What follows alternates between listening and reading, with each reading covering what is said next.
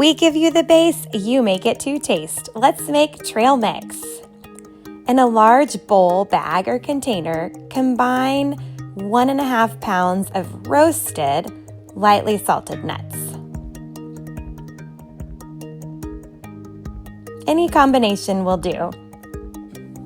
Add 1 pound of dried fruit. And again, looking at different combinations, what you have on hand, and about 8 ounces of seeds.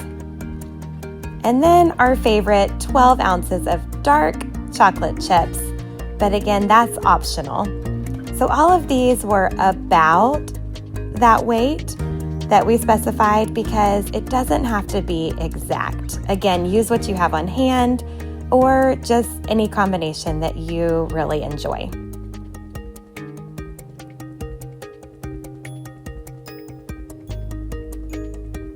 And then portion about 1/4 cup of serving for easy snacking